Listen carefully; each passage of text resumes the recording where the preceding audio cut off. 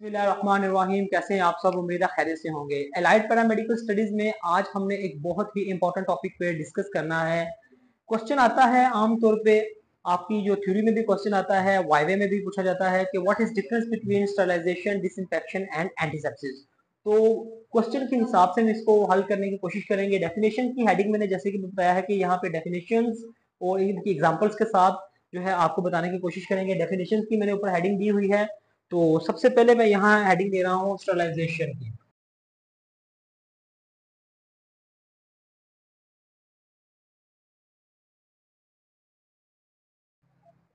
Sterilization. अच्छा, मैं आपको एक बात बता दूं कि मैं लिखूंगा तो फिर आपको बाद में उसका डिस्क्राइब किया जाएगा उसके बारे में, ठीक है? तो आपने थोड़ा सा सब्र करना है। एग्जांपल्स भी साथ में जो है वो लिखी जाएंगी और मैं इंशाल्लाह जो है ना पूरी डिटेल के साथ आपको समझाने की कोशिश करूंगा। तो सबसे पहले इसकी डेफिनेशन है,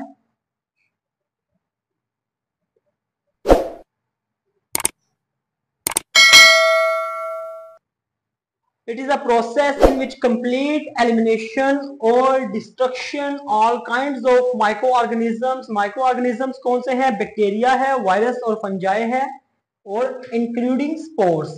उर्दू में इसकी डेफिनेशन हम यूं करेंगे कि ये एक ऐसा प्रोसेस है या ये एक ऐसा मैकेनिज्म है जिसमें तमाम इकसाम के माइक्रो ऑर्गेनिज्म और इनके स्पोर्स को खत्म किया जाता है। स्टरलाइजेशन कहलाता है। अच्छा, अब इसकी एग्जांपल लिखेंगे यहाँ पे हम।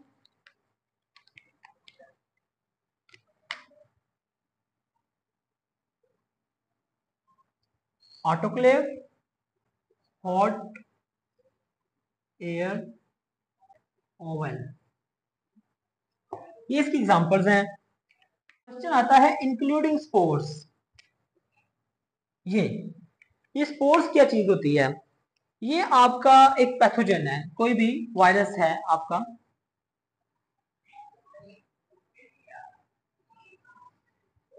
ये वायरस है, ठीक है? और ये इसके अंदर इसका डीएनए या आरएनए है इसका, ठीक है? अच्छा, जब भी कोई नामुनासिब हालात पेश आएंगे, वायरस को नजर आएगा या माइक्रो ऑर्गेनिज्म को नजर आएगा भाई ये सूटेबल टेम्परेचर और माहौल मेरे लिए नहीं है, तो वो क्या करेगा? अपने गिर्द एक खोल बना लेगा, एक वॉल बना लेगा, एक कैप्सूल बना लेगा।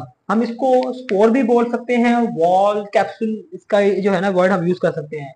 तो ये इसको प्रोटेक्ट करता है, नामुनासिब हालात में ये वायरस को प्रोटेक्ट करता है, उसकी हिफाजत करता है। तो ये जो स्टरलाइजेशन का अमल है ये ना सिर्फ इस माइक्रो ऑर्गेनिज्म को खत्म करता है बल्कि इसके ये जो इसने इसके अपने गिर्द ये जो इसने वॉल बनाई हुई है, ये जो इसने कैप्सूल बनाया हुआ है, स्पोर बनाया हुआ है, ये इसको भी तबाह कर देता है, ठीक है? तो ये है इसका रफली एक डायग्राम। ऑटोक्लेव और हॉट एयर ओवन इसकी एग्जांपल्स हैं। ऑटोक्लेव मॉइस्ट हीट का सबसे पावरफुल मेथड है। आपके इंस्ट्रूमेंट्स हैं, आपके इक्विपमेंट्स हैं, आपके जो लिनन है, अगर आप ऑटोक्लेव आपने किया है, आपने इसको एक्यूरेट टेम्परेचर, टाइम और प्रेशर दिया है, तो वो मुकम्मल तौर पे स्टरलाइज जो है वो सामान हो जाएगा और वो यूज के काबिल है। इसी तरह ये जैसे मैंने बताया है ये मॉइस्ट हीट मेथड है, तो hot air oven dry heat method है। ये एक आप यूं कह लें कि गर्म हवा का, हर पे हम में कह लें, हम इसको गर्म हवा का तंदूर बोल सकते हैं। कि आप इसके अंदर जो इंस्ट्रूमेंट रखेंगे यूजली शार्प, और जो आप यूं कह लें कि आई के इंस्ट्रूमेंट जो है वो इसमें हॉट एयर ओवन में जो है रखे जाते हैं, तो ये उनको प्रॉपर अच्छे तरीके से स्टरलाइज कर देता है। ये ड्राई हीट मेथड है, ऑटोक्लेव मॉइस्ट हीट मेथड है। इन दोनों पे हमारी एक अलग से वीडियो है, आप उसको जो देखेंगे तो कंफ्यूजन क्लियर हो जाएगी। उसमें ब्रीफली डिस्क्राइब किया गया है कि क्या क्या चीजें इनके अंदर स्टरलाइज कर सकते हैं, क्या नहीं कर सकते, इनका टेम्परेचर रेगुलेटर, हर चीज वो जो है टेबल के साथ मेंशन है। अच्छा, आगे चलते हैं हम। डिसइंफेक्शन। डिसइंफेक्शन की हेडिंग दे रहा हूं मैं।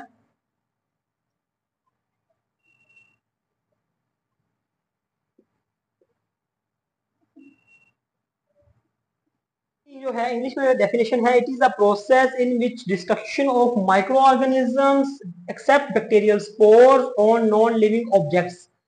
ये एक ऐसा अमल है या एक ऐसा मैकेनिज्म है जिसमें माइक्रो ऑर्गेनिज्म को खत्म किया जाता है, जबकि कुछ हद तक इसके स्पोर्स, बैक्टीरियल स्पोर्स या वायरल स्पोर्स बाकी रह जाते हैं on non living objects.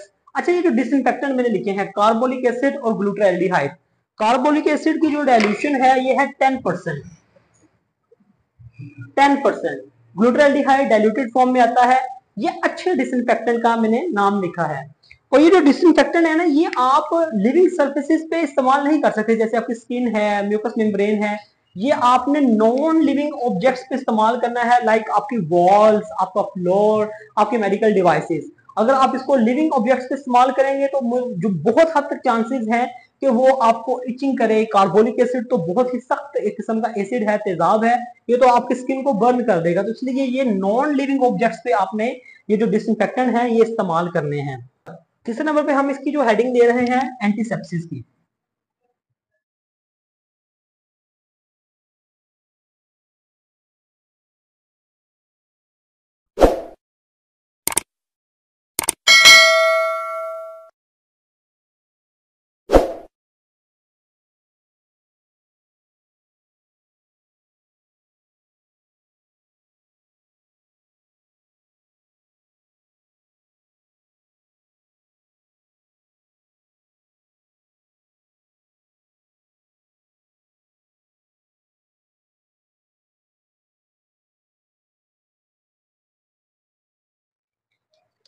Prevention of infection by inhibiting or arresting the growth and multiplication of gram। ग्राम की जगह मैंने इंफेक्शियस एजेंट का वर्ड भी आप मैंने बोला है यूज कर सकते हैं। ऑन लिविंग मल्टीप्लिकेशन को कम कर देता है। ऑन लिविंग सरफेस, अच्छा ये जो है ना, ये अच्छे जो है एंटीसेप्टिक्स हैं। पायोडीन है, आपकी अल्कोहल है, तो ये आप स्किन पे यूज कर सकते हैं, म्यूकस मेम्ब्रेन पे यूज कर सकते हैं। यहाँ पे मैं लिख भी रहा हूं एग्जांपल में।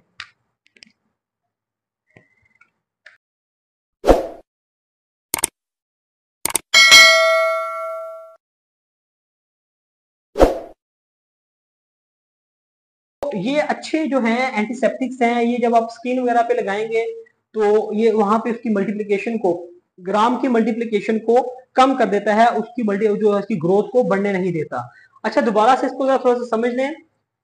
स्टरलाइजेशन ये एक ऐसा अमल है जिसमें तमाम इकसाम के माइक्रो ऑर्गेनिज्म और इनके स्पोर्स को खत्म किया जाता है। स्पोर्स की मैंने आपको जो है पहले ही बता दिया है कि स्पोर्स जो है वो कैसे नामुनासिब हालात में अपने गिर्द एक जो है कैप्सूल बना लेता है, या अपने गिर्द जो है एक खोल बना लेता है। और अच्छे जो है स्टरलाइजेशन के लिए जो अच्छे जो मेथड, जो अच्छे जो अब यू कह इक्विपमेंट यूज होते हैं वो ये है, ऑटोक्लेव है और हॉट एयर ओवन है। डिसइंफेक्शन है, इसकी आप उर्दू में डेफिनेशन यू कर सकते हैं कि ये जो अमल है इसमें माइक्रो ऑर्गेनिज्म को खत्म किया जाता है, जबकि कुछ हद तक इनके स्पोर्स बाकी रह जाते हैं। अच्छे जो डिसइंफेक्शन जो इन्फेक्टेंट्स हैं उनमें कार्बोलिक एसिड और ग्लूटाल्डिहाइड है। कार्बोलिक एसिड की 10% जो इसकी डाइल्यूशन है। अब 10% डाइल्यूशन हमें किस तरह बनानी है कि आपने 10 ml जो है वो आपने कार्बोलिक एसिड लेना है, 90 ml आपने लेना है आपका टैप वाटर। तो ये आपकी जो है 10% डाइल्यूशन तैयार हो जाएगी, जबकि ग्लूटाल्डिहाइड ये डाइल्यूटेड फॉर्म में ही आता है। एंटीसेप्सिस की डेफिनेशन आप यूं कह सकते हैं कि ये एक ऐसा अमल है जिसमें जो है लिविंग सरफेसिस पे, जो like skin and mucus membrane वगैरह पे जो है ग्राम की बैक्टीरिया की ग्रोथ और मल्टीप्लिकेशन को कम किया जाता है, एंटीसेप्सिस कहलाता है। और अच्छे जो एंटीसेप्टिक्स हैं वो है पायोडीन है और आपकी अल्कोहल है। आप खुद भी तहकीक किया करें, स्टडी किया करें। हमारा एक फुल फ्लैश लेक्चर है मेथड ऑफ स्टरलाइजेशन पे, उसमें autoclave, hot air oven, carbolic acid, ये सारे जो मेथड्स हैं जिनके जरिए हम स्टरलाइजेशन कर सकते हैं वो सारे ब्रीफली और डिस्क्राइब किए गए हैं एक प्रॉपर ग्राफ के जरिए। तो आप जो है उसको देखें, इंशाल्लाह आपको उससे बहुत हेल्प मिलेगी। और ये मैं स्टरलाइजेशन समझता हूँ कि ये हर किसी, न सिर्फ पैरामेडिकल स्टाफ को बल्कि डॉक्टर्स, नर्सेज, ये सबको इसके बारे में पता होना चाहिए, क्योंकि ये मेडिकल की बेस है। अगर बेस ही मजबूत नहीं होगी तो इमारत का अच्छा खड़ा होना मुश्किल होता है। तो खुश रहें और स्टडी करते रहें। अल्लाह हाफिज।